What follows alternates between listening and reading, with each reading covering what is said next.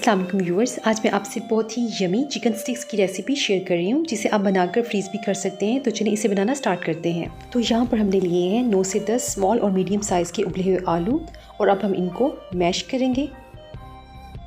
तो चलिए आलू अच्छे से मैश हो गए हैं और अब हम इसमें 1.5 टीस्पून नमक ऐड करेंगे, 1.5 टीस्पून ब्लैक पेपर, 1 टीस्पून लाल मिर्च पाउडर, 1 टीस्पून चिकन पाउडर। अगर ये ना हो तो आप half teaspoon Chinese salt add कर दें, 1 टीस्पून चाट मसाला, एक मीडियम साइज़ का चॉप किया हुआ प्याज, 2 टेबलस्पून बारीक कटा हुआ सब्ज़ धनिया, 2-3 बारीक कटी हुई सब्ज़ मिर्चें, 2 टेबलस्पून चॉप की हुई शिमला मिर्चें और एक अंडा लेना है, उसको इस तरह से चॉप कर लेना है और half cup boiled shredded chicken लेना है और half cup mozzarella cheese add करेंगे, 2 टेबलस्पून कॉर्नफ्लोर ऐड करेंगे और इनको अच्छे से मिक्स करेंगे। अगर आपके पास चीज़ ना हो तो आप इसे स्किप भी कर सकते हैं। तो चलिए ये सब अच्छे से मिक्स हो गया है और अब हम इसे शेप देंगे। तो यहाँ पर मैंने ली है आइसक्रीम स्टिक्स और 5 मिनट के लिए इनको पानी में भिगो कर रखेंगे और 5 मिनट के बाद इनका पानी रिमूव करके इनको ड्राई कर लेंगे और अब हम इन्हें शेप देंगे। इस तरह से हमने पोर्शन लेना है थोड़ा सा और इसके सेंटर में स्टिक को रख कर इस तरह से इसको फैला लेना है और आहिस्ता आहिस्ता से इसको प्रेस करेंगे। तो चलिए इस तरह से हमारी ये स्टिक रेडी है और इसी तरह से हम बाकी की स्टिक्स भी तैयार करेंगे। इस मटेरियल से अच्छी खासी क्वांटिटी में स्टिक्स तैयार हो जाती हैं।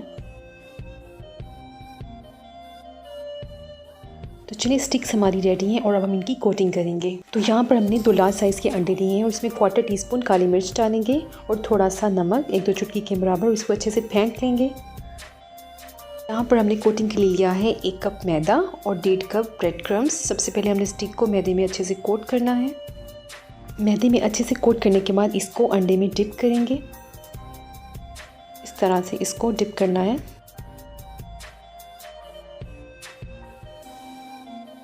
और अब हम इसको ब्रेड क्रम्स में कोट करेंगे। अच्छी तरह से हमने ब्रेड क्रम्स पर कोट करने हैं और बाकी सभी स्टिक्स की भी हमने इसी तरीके से कोटिंग करनी है। इनमें से कुछ स्टिक्स को हम अभी फ्राई करेंगे और बाकी की स्टिक्स को हम फ्रीज़ कर देंगे।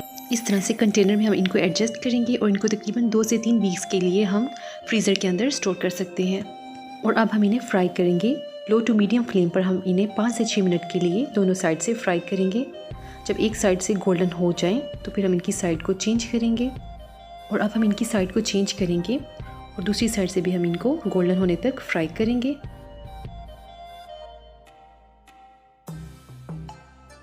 दूसरी साइड से भी गोल्डन होने के बाद हम इनकी साइड को फिर से चेंज करेंगे और इनको 1-2 मिनट के लिए मज़ीद फ्राई करेंगे ताकि ये अच्छे से क्रिस्पी हो जाए।